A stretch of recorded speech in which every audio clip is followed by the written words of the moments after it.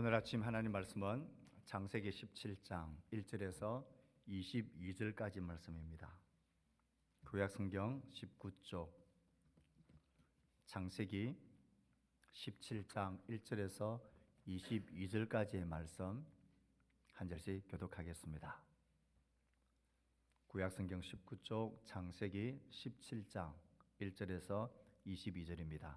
아브라함이 99세 때에 여호와께서 아브라함에게 나타나서 그에게 이르시되 나는 전능한 하나님이라. 너는 내 앞에서 행하여 완전하라. 내가 내 언약을 나와 너 사이에 두어 너를 크게 번성하게 하리라 하시니 아브라함이 엎드렸더니 하나님이 또 그에게 말씀하여 이르시되 보라, 내 언약이 너와 함께 있으니 너는 여러 민족의 아버지가 될지라. 이제후로는 내 이름을 아브라함이라 하지 아니하고 아브라함이라 하리니 이는 내가 너를 여러 민족의 아버지가 되게 함이니라. 내가 너로 심히 번성하게 하리니 내가 네게서 민족들이 나게 하며 왕들이 네게로부터 나오리라. 내가 내 언약을 나와 너 및 내 대대 후손 사이에 세워서 영원한 언약을 삼고 너와 내 후손의 하나님이 되리라. 내가 너와 내 후손에게 내가 거류하는 이 땅 곧 가나안 온 땅을 주어 영원한 기업이 되게 하고 나는 그들의 하나님이 되리라. 하나님이 또 아브라함에게 이르시되 그런즉 너는 내 언약을 지키고 내 후손도 대대로 지키라. 너희 중 남자는 다 할례를 받으라. 이것이 나와 너희와 너희 후손 사이에 지킬 내 언약이니라. 너희는 포피를 베어라. 이것이 나와 너희 사이의 언약의 표징이니라. 너희의 대대로 모든 남자는 집에서 난 자나 또는 너희 자손이 아니라 이방 사람에게서 돈으로 산 자를 막론하고 난 지 8일 만에 할례를 받을 것이라. 너희 집에서 난 자든지 너희 돈으로 산 자든지 할례를 받아야 하리니 이에 내 언약이 너희 살에 있어 영원한 언약이 되려니와 할례를 받지 아니한 남자 곧 그 포피를 베지 아니한 자는 백성 중에서 끊어지리니 그가 내 언약을 배반하였음이니라. 하나님이 또 아브라함에게 이르시되 내 아내 사레는 이름을 사레라 하지 말고 사라라 하라. 내가 그에게 복을 주어 그가 내게 아들을 낳아 주게 하며 내가 그에게 복을 주어 그를 여러 민족의 어머니가 되게 하리니 민족의 여러 왕이 그에게서 나리라.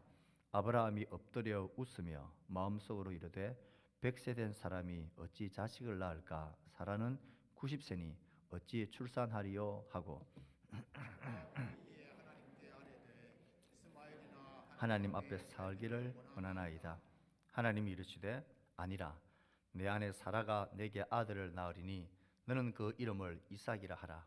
내가 그와 내 언약을 세우리니 그의 후손에게 영원한 언약이 되리라.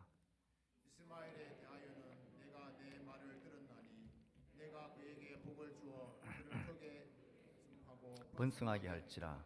그가 12두령을 낳으리니 내가 그를 큰 나라가 되게 하려니와 내 언약은 내가 내년 이 시기에 사라가 내게 낳을 이삭과 세우리라. 하나님이 아브라함과 말씀을 마치시고 그를 떠나 올라가셨더라. 아멘. 한 번에 다 알 수 있는 일들은 그렇게 많지 않습니다. 때가 되어야 알아가게 된 일들이 참 많죠. 점점 시간을 지나고 시간을 보내고 또 대화를 나누고 그렇게 가다 보면 그게 그 뜻이었구나. 저 사람의 진면목이 저런 모습이구나. 이 일이 이렇게 되어져 가는 것이구나. 알게 되어지고 받아들여지게 되어집니다. 부모는 자식들을 다 알지 못합니다. 그 아이들의 질풍노도의 시기들, 청년의 시기들, 그들이 어떤 마음과 어떤 생각을 가지고 있는지 정말 내 자식이지만 내가 이 아이를 이렇게 몰랐나 싶은 그런 마음을 또 가지게 됩니다. 이런 점은 자녀들도 마찬가지죠. 자녀들은 부모의 마음을 모릅니다. 왜 그렇게 말하는지, 저렇게 행동하는지, 그 마음에 있는 깊은 뜻이 어떤 것인지 그것을 잘 모릅니다. 지나가 보고 겪어보고 그렇게 자기도 부모가 되어보면 그때 우리 엄마 아빠가 그래서 이랬겠구나. 그 마음이 이랬겠구나. 알게 되어집니다. 한 번의 일로 알 수 있는 일들은 인생에 그렇게 많지 않습니다. 조금씩 점진적으로 알아가게 되는 것입니다. 이 모습은 하나님을 알아가는 일에도 비슷합니다. 아니, 하나님은 자기 자신을 우리에게 한꺼번에 전부 다 그의 뜻과 계획을 펼쳐놓지 않으십니다. 우리는 아브라함의 생애를 창세기 12장부터 시작해서 지금 2달 넘게 쫓아가고 있습니다. 그 경우만 생각해 보십시오. 하나님이 12장에서 아브라함을 고향에서 불러낼 때에 그의 나이가 75살 때에 이제 내가 너를 불러서 저 애굽 땅으로 가게 할 거다. 거기서 몇 년이 지나면 이런 일이 있을 거고 또 몇 년이 지나면 이런 일이 있을 거고 그때도 너 낙심하고 두려워하지 마라. 종으로서도 아니고 여종에서 난 아들도 아니고 나이가 아무리 든다 하더라도 너희 아내 사례를 통하여 내가 아들을 낳게 할 거고 나는 그 아들을 통하여 내 언약을 이루어 갈 테니까 너 흔들리지 말고 너 엉뚱한 짓 하지 말고 나만 바라봐. 내가 반드시 그렇게 할 거야. 이렇게 해주시면 얼마나 속 편하고 발걸음이 가볍겠습니까? 그런데 우리가 쭉 살펴봤다시피 하나님은 그렇게 하시는 법이 없습니다. 가라. 자손과 땅을 주겠다. 하나님, 나에게 자식이 낳을 만한 상황이 안 되니까 우리 집에서 기르는 이 종, 이 레셀이라는 종이 나의 상조로 삼으면 어떻겠습니까? 아니야. 내 몸에서 날짜야. 제 몸에서 날짜요. 그래서 10년을 기다렸지만 가능성이 없어서 아내가 여종 하갈을 통하여 당신 몸에서 나는 자식을 했으니까 여종을 통해서라도 당신의 몸에서 자식을 이어가면 되지 않겠나. 그래서 태어난 아들이 이스마엘이죠. 오늘 본문은 이스마엘이 태어난 지 13년이 지난 오늘입니다. 13년 동안 아브라함과 사례는 아브라함의 몸에서 여종의 몸을 통해서 나긴 했지만 이 아브라함의 몸에서 난 그 아들이다. 아마 이 이스마엘을 통해서 하나님은 그 언약을 이루어 가시겠다. 어렴풋이 또 그렇게 생각하고 받아들이고 있는 상황이 13년을 지났습니다. 오늘 17장은 어디에 시작되어집니까? 아브라함이 몇 세 때요? 99세 때에. 이스마엘이 13살이 되어졌습니다. 그를 처음 부르셨던 지 25년이 지난 이때에. 오늘 본문을 우리가 쭉 읽어봤지만 하나님은 이스마엘 아니야. 네? 처음부터 왜 그렇게 말씀해 주지 않으셨습니까? 아니야. 그럼요. 너희 아내를 통하여 내가 아들을 낳게 할 거다. 그리고 그 아들 이삭을 통하여 내 언약을 이루어 갈 거다. 참 놀라운 하나님의 모습입니다. 하나님은 자신의 뜻을 점진적으로 조금씩 우리에게 펼치고 알게 하십니다. 그래서 때로는 우리는 이것이 힘들고 낙심이 될 만하고 두렵긴 하지만 또 우리의 삶 가운데 하나님의 살아계심을 분명히 믿는 우리들, 하나님의 선하신 인도하심을 분명히 믿고 있는 우리들이 살아가는 내 삶의 많은 일 중에서 이게 뭐야 싶은 그런 어렵고 힘겹고 낙심할 만한 일들이 점점 좋아지는 것이 아니라 점점 절망 쪽으로 가고 있는 그 상황 속에서도 오늘 하나님의 말씀 우리에게 분명히 말해주는 게 있습니다. 아브라함이 점점 나이가 많아지고 사례도 점점 나이가 많아지는데 자손이 태어날 그 상황은 점점 절망으로 내딛고 있는데 그 상황 속에서 하나님은 아니야. 사례를 통하여 내가 아들을 줄 거고 이 아들을 통하여 내가 나의 언약을 성취해 나가고 나의 뜻을 이루어 낼 거야 말씀하십니다. 우리는 이 17장의 사건을 통하여서 하나님이 자신의 언약을 펼쳐가는 일에 하나님이 자신의 뜻을 우리 가운데 펼쳐가는 일에 드러나고 있는 중요한 특징 2가지를 살피려고 합니다. 오늘은 그 첫 번째를 살필 것이고 다음 주에는 동일한 본문으로 2번째의 특징을 살필 것입니다.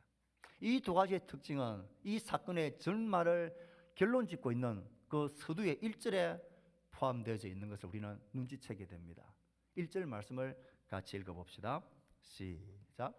아브라함이 99세 때에 여호와께서 아브라함에게 나타나서 그에게 이르시되 나는 전능한 하나님이라 너는 내 앞에서 행하여 완전하라.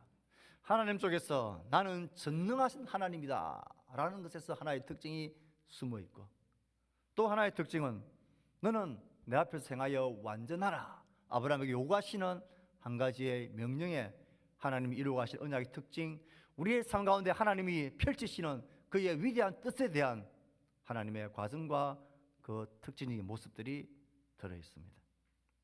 자, 우리는 이렇게 질문해야 합니다. 왜 이때인가? 가만히 계시다 왜 아브라함의 나이가 99세 때에 이제 하나님께서는 좀 정확하게 분명하게 말씀하시는가? 종도 아니고 여종에서 몸에서 난 이스마엘도 아니고 사레의 몸에서 날 아들 이삭, 그를 통하여 나는 나의 언약을 성취해 갈 거야. 왜 이 중요한 이야기를, 이 핵심적인 이야기를 이제서야 하느냐는 거예요. 미리 안 해주시고, 지금은 자식을 낳을 수 있는 사레의 몸에서 자식을 낳는다, 도대체 가능성이 없는, 왜 99세 때에 하나님은 나타나셨어? 13년 동안 아무 말씀도 안 하시다가 13년째 나타나셔서는 이스마엘 아니야, 사례를 통하여 아들을 낳을 거야, 그 아들을 통하여 나의 약속을 이룰 거야. 주님은, 하나님은 오늘도 14년 만에 나타나셔서 아브라함에게 말합니다. 내가 너에게 말했지, 내가 너를 크게 번성케 할 거야, 내가 너를 여러 민족의 아버지가 되게 할 거야, 민족들이 네게서 날 거야, 여러 왕들이 너의 후손으로부터 날 거야, 내가 이 땅을 너의 후손에게 온 땅을 줄 거야, 나는 그들의 하나님이 될 거야, 사례는 여러 민족의 어머니가 될 거고 그에게서 여러 왕들이 나오게 될 거야. 지금까지 줄곧 말씀하셨던 자손과 땅에 대한 약속을 다시 한번 말씀하시는데 이번에 훨씬 더 구체적입니다. 사례의 몸을 통해서 아들을 낳게 할 거야. 그런데 지금 현실은 아들이 없어요. 있는 것은 여종에서 모이면서 난 내가 이 아들이라 생각했던 이스마엘 뿐이에요. 근데 하나님은 그것마저도 아니라고 말씀하십니다. 이 말씀을 왜 99세 때에 지금 하시고 있느냐는 거예요. 사실 99세 때는 육신으로 아들을, 자식을 낳을 수 있는 가능성이 한 몇 프로 정도 될까요? 아예 없다라는 것을 성경은 강조합니다. 그 가능성이 제로라는 거예요. 얼마나 그 가능성이 없었던지 그렇게 말하는 하나님의 말씀을 듣고 있는 아브라함, 당사자인 아브라함이 어떻게 반응을 했다고 성경은 말합니까? 그 말을 들으면서 속으로 생각합니다. 100세 된 사람이 90세 된 아내가 출산을 한다고 그런 일이 어찌 있을 수 있느냐 하면서 속으로 웃었다라고 말합니다. 말도 안 되는 소리라는 거예요. 그런 일은 없다라는 거예요. 하나님 그냥 이 이스마엘이나 하나님 앞에서 살기를 원합니다. 또 다른 당사자였던 사례도 다음 18장에 가보면 하나님의 그 언약의 말씀을 그가 듣습니다. 사례가, 그 당사자인 사례가 어떻게 반응했는지가 18장 11절 12절에 있습니다. 같이 한번 읽어볼까요? 시작. 아브라함과 사라는 나이가 많이 늙었고 사라에게는 여성의 생리가 끊어졌는지라 사라가 속으로 웃고 이르되 내가 노쇠하였고 내 주인도 늙었으니 내게 무슨 즐거움이 있으리요. 여인의 몸으로 육신으로 아들을 낳을 수 있는 모든 생물적인 의학적인 가능성이 끊어졌습니다. 그런 면에서 그 육신은 죽은 몸이에요. 그러니 이 99세라는 이 말은 육신의 가능성이 제로가 되는, 다른 쪽으로 말하면 그 육신을 통하여서 아들을, 자손을 볼 수 있는 가능성은 제로, 절망인 상태. 그래서 하나님은 이 99세 때에 그를 찾아오신 것입니다. 아브라함도 사례도 그걸 듣는 모든 사람들이 한결같이 하는 말이 그런 일은 있을 수 없다. Never 있을 수 없다. 만약에 그렇게 있을 수 없는 그 몸에서 아들이 태어난다면 그건 육신의 자손이 아니라는 거예요. 그건 육신으로 난 자손이 아니라 하나님의 약속으로 난 자손이다 라는 것을 확증할 수 있는 시간이 이 99세라는 육신의 몸으로는 절망인, 가능성이 제로인 이때입니다. 그러니 우리 이렇게 생각해야 합니다. 하나님이 니밀락 그렇게 어그적거리시다가 타이밍을 놓치셔가지고 부랴부랴 아브라함에게 찾아오신 때가 99세 때다. 와보니까 벌써 아브라함이 나에게 이렇게 되어져 버렸고 사례가 이렇게 되어져 버렸어요. 야, 내가 미안하다. 내가 시간을 놓쳐버렸다. 그렇게 긴급으로 조작된 그런 사건이 아니라는 거예요. 하나님은 이스마엘이 태어난 이후 13년 동안 이 99세대가 될 때까지, 그 가능성이 육신의 자손일 수 있는 가능성이 제로가 될 때까지, 그 가능성이 절망의 상태가 될 때까지 하나님은 기다리신 것입니다. 육신으로는 임신할 수 없는 몸입니다. 하나님의 의도와 목적은 너무나 분명합니다. 99세 때 지금까지 기다리시다가 육신으로는 죽은 몸인 절망인 그 상황 속에 그를 찾아오신 것입니다. 왜 그랬을까요? 하나님 이때까지 기다리신 이유가 뭡니까? 100세가 되어서, 아니가 90세가 되어서 그 몸을 통하여 아이를 주시는 것은 너무나 분명한 하나님의 의도입니다. 나의 언약의 성취는 육신의 자손으로이 아니라 약속의 자손으로, 언약의 자손으로 이루어 간다. 이것을 보여주고 싶고 말하고 싶었던 것입니다. 이게 어떻게 보면 단순하고 당연한 것 같지만 의외로 이것이 쉬운 일이 아닙니다. 99세가 될 때까지 기다리신 것은 너무 하나님이 말해주고 싶은 거예요. 나의 약속을 이루고 가는 그 아들 자손은 육신으로 말미암는 자손이 아니라 너희들의 가능성과 너희들의 기회와 너희들의 기대와 너희들의 지혜와 힘과 능력으로 되는 게 절대 아니다. 나의 능력과 나의 약속과 나의 전능함으로 되는 일이다라는 것을 똑똑히 기억하라는 그것 때문입니다. 예를 들어서 생각해 봅시다. 만약 이 일이 여전히 사례가 여인으로서 아이를 낳을 수 있는 일말의 가능성이 남아있는 상태라고 생각해 봅시다. 다른 식으로 말하면 요즘 결혼한 부부들이 불임률이 굉장히 높아지고 있는데요, 결혼해서 아이를 간절히 잉태하기를 원하는데 3년, 5년, 10년이 지났는데도 여전히 왜 잉태가 안 되는지는 모르겠는데 잉태가 안 되는 부부가 있다고 생각해 보십시오. 그래서 교회에서 함께 기도했습니다. 그런데 하나님이 잉태해 주셨다라고 생각해 보십시오. 그때 어떤 마음이겠습니까? 이야, 처음엔 그걸 감동으로 받아들입니다. 하나님께서 주셨구나. 이야, 하나님이 나에게 이 생명을 주셨구나. 그렇게 감동하고 감격하고 살다가 조금만 시간이 지나면 이것이 희미해져 버립니다. 어떤 생각이 마음에 쑥 들어옵니까? 아무리 그래도 내 몸으로 내가 낳은 자식이야. 10년째 어떤 이유 때문에 다시 임신이 자연스럽게 가능해질 수도 있겠지. 이건 하나님이 100으로 주셨다기보다는 그래도 내 몸으로 낳은 자식이야. 아마 사례가 99세 아브라함이 100세가 아니었다면 아마 그럴 일만의 가능성, 희박하지만 그런 가능성을 가졌을 수도 있습니다. 하나님은 그런 가능성을 아예 원천 차단시켜 버리는 거예요. 아니야, 내가 한 거야.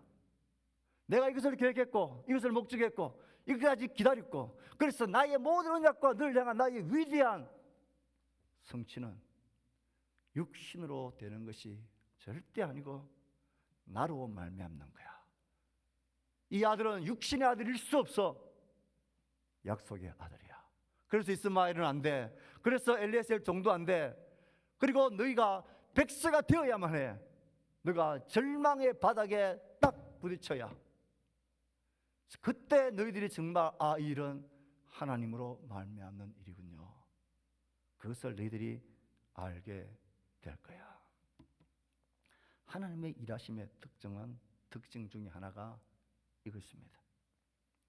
그래서 우리는 때로 그 뜻을 기다리고 구하고 찾아가는 일에 힘겹고 버겁고 조급해지고 여러 가지 다른 계획과 방법들에 기웃거리게 되는 것입니다. 하나님 우리에게 자신을 나타내고 자신의 위대한 뜻을 우리에게 펼쳐질 때에 한꺼번에 빵 터뜨려 모든 것을 결말을 보게 해주시지 않습니다. 점진적으로 그의 뜻을 밝혀가십니다.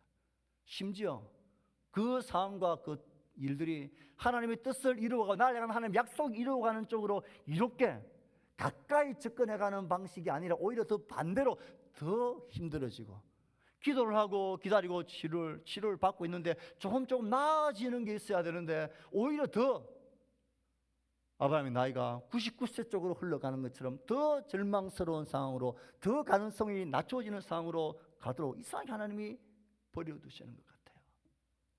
뭔가 하나님이 말씀하지 않는 것 같아요. 그래서 우리의 마음은 힘겹고 낙심이 되고 절망이 되고 그리고 끝끝내 이제 이것이가 나의 끝이구나 좌절하게 되는 그런 상황이 우리 가운데 펼쳐집니다. 우리 자신에게 있는 가능성이 점점 낮아질 때에 절망의 바닥으로 처박혀 갈 때에 그때 우리는 두려워하고 절망하게 됩니다. 그러나 오늘 하나님 99세 때의 아브라함을 찾아오신 하나님을 기억해 보십시오. 절망으로 하나님 그냥 마무리하시는 게 아니라 하나님의 위대하심과 완전하심과 그의 전능하신 능력을 아브라함에게 보이셔서 내가 너에게 펼쳐지고 약속했던 모든 약속과 언약의 성취는 너희들의 힘으로 육신으로 말미암는 게 아니라 내가 한다. 전능한 내가 약속한 대로 이 전능한 내가 이 일을 이루어낸다. 그것을 똑똑히 보고 기억하라고 하나님은 이런 특징적인 방법을 사용하십니다. 그때 비로소 우리는 하나님을 나의 전능하신 분으로 나의 절대자로 그를 향한 참 믿음을 소유하게 되고 가지게 되고 하나님을 믿게 되는 것입니다. 이 하나님의 자기 계시와 언약의 성취의 공식을 우리는 이렇게 수학적 공식으로 표시할 수 있습니다. 제로 플러스 1은 100. 제로는 우리의 절망을 이야기합니다. 나에게 아무것도 없는 절망, 기대할 것도 없고 개선될 만한 희망도 보이지 않는, 그래서 나는 제로입니다. 나는 자녀를 양육하는 문제든 건강의 문제든 나의 내일에 대한 문제든 특별히 나의 죽음과 그 이후의 문제에 대해서 나는 철저한 제로이고 절망입니다. 한 분 하나님이 내 삶에 개입하시고 그 하나님 한 분이 내 삶에 들어오실 때에 그 하나님이 내 안에 들어오셔야만 나의 완전한 백과 온전함과 기쁨과 만족과 영원한 행복이 생명이 나에게 주어집니다. 하나님은 우리 가운데 이 원리로 우리를 이끌어 가십니다. 사랑하는 성도 여러분, 제로가 되는 것, 절망의 바닥으로 치달아지는 것은 때론 힘겹고 버겁습니다. 그러나 하나님은 그 가운데 자신의 위대한 뜻을 펼쳐내십니다. 이 위대한 하나님의 이 공식이 가장 멋지게 펼쳐진 자리가 어디입니까? 십자가, 예수 그리스도를 못 박은 그 자리죠. 그 자리에 누가 달려 있습니까? 이 세상의 모든 절망이란 절망은 다 당하신 절망의 예수가 십자가에 매달려 있습니다. 하나님은 그 아들 예수를 십자가의 절망의 자리에 못 박으시면서 우리에게 말씀하십니다. 이 아들 예수가 우리 인생의 모든 죄와 한계와 사망과 모든 영원한 저주의 절망을 내가 내 아들에게 다 뒤집으시고 여기에 절망케 했다. 누구든지 이 절망당한 이 아들 안에서 너희들의 완전함과 너희들의 생명과 너희들의 풍성한 자유가 주어진다. 그것을 과시하고 시위하는 자리가 십자가 복음의 자리죠. 하나님 우리에게 베푸신 복음은 그런 것입니다. 우리의 모든 절망을 깊이 깨닫고 나의 이 절망을 예수 그리스도가 대신 당하심으로 말미암아 하나님의 모든 구원과 생명과 그 완전함이 내 속에 주어지게 한 것이 그리스도의 복음입니다. 그러므로 여전히 나 자신에 대해서 기대할 것이 남아있고, 내가 뭔가 주장할 게 남아있고, 뭔가 내가 지킬 수 있는 뭔 것들이 여전히 나를 지탱해 줄 수 있는 그 뭔가 아직 남아있다라고 생각하는 사람은 예수 그리스도가 당하신 십자가에서의 절망이 여전히 나의 것일 수가 없는 것입니다. 그리스도의 십자가의 절망은 모든 면에서 나 자신 존재에 대해서 절망하는 자를 위한 복음입니다. 그가 우리의 모든 절망을 십자가에서 다 담당하셨습니다.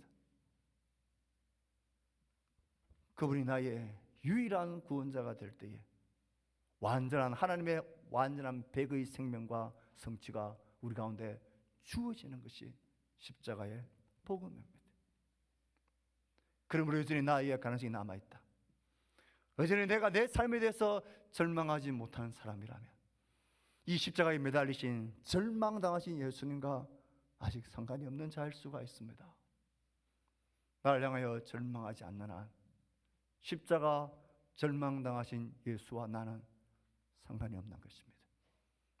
그리스도의 복음은 언제나 이렇습니다.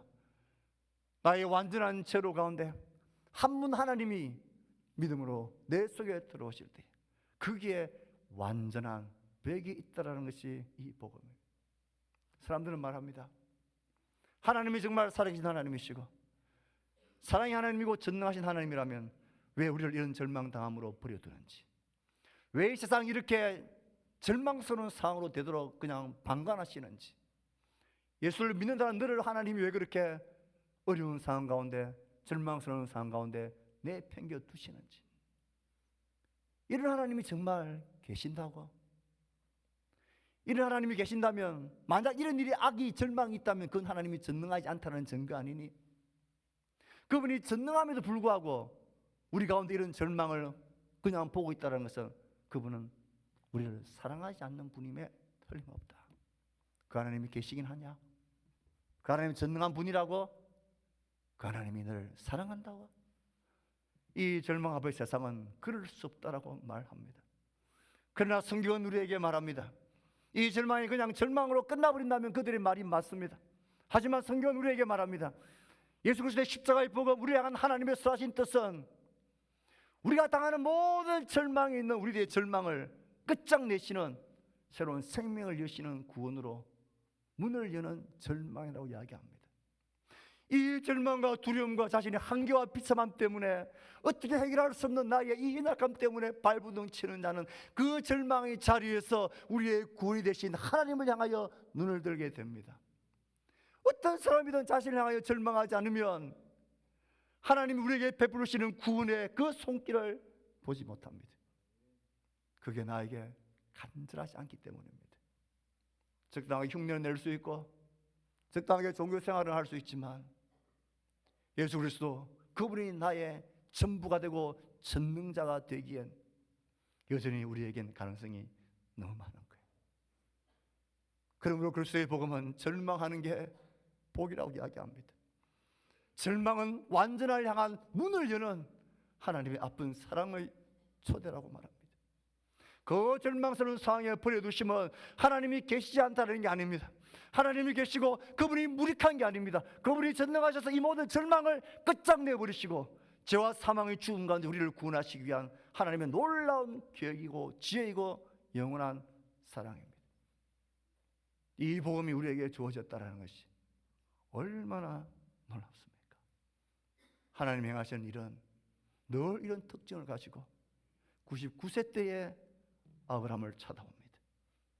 그리고는 자신이 전능한 하나님이라고 자신을 드러내십니다. 절망의 그림자가 절망의 미끄럼틀로 내가 자꾸 떨어지는 것 같다고 사랑하는 성도 힘겹고 마음이 아프더라도 낙심하지 마십시오. 하나님의 전능하신 우리 가운데 보이실 것입니다. 우리 가운데 온전한 회복과 구원을 베푸실 것입니다. 지금 우리가 다 알지 못했던 그 완전하신 하나님의 지혜를 보게 될 것입니다. 치유와 회복의 지혜로 보여주시는, 하나님이 그렇게 하실 수밖에 없었겠구나. 그게 우리에게 결국 유익하고 선한 일이었구나. 우리는 그분 앞에서 알게 될 것입니다. 단 한 건의 절망도 우리에게 무익하지 않다는 것을 그분은 우리에게 반드시 보이시고 알게 하실 것입니다. 99세 때에 아브라함을 찾아오신 하나님은 자신을 전능한 하나님이라고, 너의 절망을 보라고, 그 절망 속에서 나의 전능함을 보라고, 나로 말미암아 너의 삶이 백이 되게 하라고, 하나님은 그렇게 자신의 언약을 성취해 가시는 지혜로운 분이십니다. 말씀을 마무리하며 우리의 약점이 여기 하나 있습니다. 어떤 약점입니까? 우리는 잘 잊어버린다는 것입니다. 하나님이 이 99세까지 그를 이렇게 몰아가시고 코너에 몰고 바닥까지 이 절망, 전혀 가능성이 없는 이 마지막 바닥까지 몰고 가신 이유가 무엇일까요? 그렇게 그런 절망 가운데서 내가 너에게 구원을 베풀었을 때에 이 사실을 너 잊지 말고 기억하라는 거죠. 대강당 우리의 가능성이 있을 때에는 우리는 금방 잊어버립니다. 하지만 99세 때에 100세 때에 낳은 아들을 볼 때에 어떻게 그것을 잊어버릴 수가 있겠습니까? 이게 육신의 자손이 아니라 언약의 자손, 약속의 자손으로 됐다는 것을 어떻게 잊어버릴 수 있겠습니까? 그래서 99세여야 합니다. 그래서 절망의 바닥에 우리가 힘겹지만 버티고 부딪히는 것입니다. 하나님의 살아계심과 그의 전능하심, 하나님이 행하셨다는 사실을 기억하고 잊지 말라는 것입니다. 우리는 잘 잊어버립니다. 지나온 시간들을 돌아보십시오. 내 삶의 99세 때는 어떤 모습이었습니까? 어떤 절망과 두려움과 실패의 자리였습니까? 어떤 무력함의 자리였고 답답함의 자리였습니까? 그때 하나님 우리에게 어떤 길을 여시며 어떤 전능하심으로 우리에게 말씀하셨고 우리를 위로하셨고 우리에게 새 소망과 힘을, 격려를 주셨더랬습니까? 그때 우리가 감격하며 고백했던 그 하나님의 전능하심에 대한, 나의 절망과 하나님의 완전하심에 대한 그 감격과 기대가 내 속에 빛바랜 지가 얼마나 되어져 버렸습니까? 잊지 말라는 것입니다. 기억하라는 것입니다. 외람되지만 화면에 나오는 저 사진은 제 스마트폰의 배경 화면입니다. 벌써 한 3년 반, 4년 가까이 저 스마트폰을 배경으로 되어져 있습니다. 저 스마트폰의 저 배경 사진은 아내가 중환 진단을 받고 응급실에서 한 2밤을 꼬딱 밤을 새우고 이제 병실에 나서 병원에 들어간 첫날입니다. 그때 저는 급한 마음으로 사진을 급하게 찍었는데 지금 봐도 잘 찍은 것 같아요. 저 사진을 제 배경화면에 탁 해놨습니다. 많은 시간이 지난 후에 아내와 아이들이 제발 그거 좀 바꿔라. 자꾸 그때 생각나서 안 좋다. 바꿔라 하는데 저는 아직 바꿀 때가 아니라고 생각합니다. 왜냐하면 제가 잊어버리겠다. 그때 저는 그렇게 기도했습니다. 하나님, 그 보건병원에 있는 교회에 가서 하나님, 어떤 모습으로 좋으니까 살았으면 제 뵙게 해주십시오. 밥을 하나 좋고 아무것도 못해서 좋으니까 사람만 제 곁에 있게 해주십시오. 그런데 지금은 일상생활을 다 합니다. 아픈 사람인지 안 아픈 사람인지 보면 잘 표가 나지 않습니다. 그래서 잊어버립니다.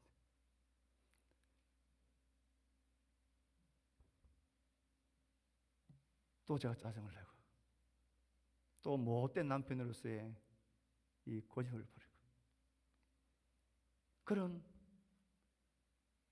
행동들이 또 반복되는 걸 보면서 아직은 지울 때가 아니구나 생각합니다. 우리의 삶 가운데 우리 너무 잊어버립니다. 사랑하는 성도 여러분, 내 인생의 99세 때가 어떤 모습이었습니까? 지금 내 삶이 이 아브라함의 99세 때와 같은 그런 어둠과 절망의 상황은 아닙니까? 넘어가지 마십시오. 절망하지 마십시오. 그 절망을 절망시켜버리시는 전능하신 하나님이 시퍼렇게 우리 가운데 살아계십니다. 그 하나님을 구하십시오. 그 하나님을 믿음의 눈으로 바라보십시오. 다시 그때 하나님이 내 삶의 절대자가 되셨던, 전능자가 되셨던, 유일한 하나님이 되셨던, 나의 전부가 되셨던 그때의 하나님으로 겸비함으로 나아가십시오. 그것이 우리가 이 세대를 이겨나가고 이 절망을 소망으로 바꾸는 하나님의 능력으로 사는 길이 될 것입니다. 우리의 삶 가운데 이 기쁨과 이 감격과 다짐과 결심이 있게 되기를 주의 말씀으로 축복합니다. 우리가 주신 말씀을 생각하면서 우리 응답 찬양을 합시다.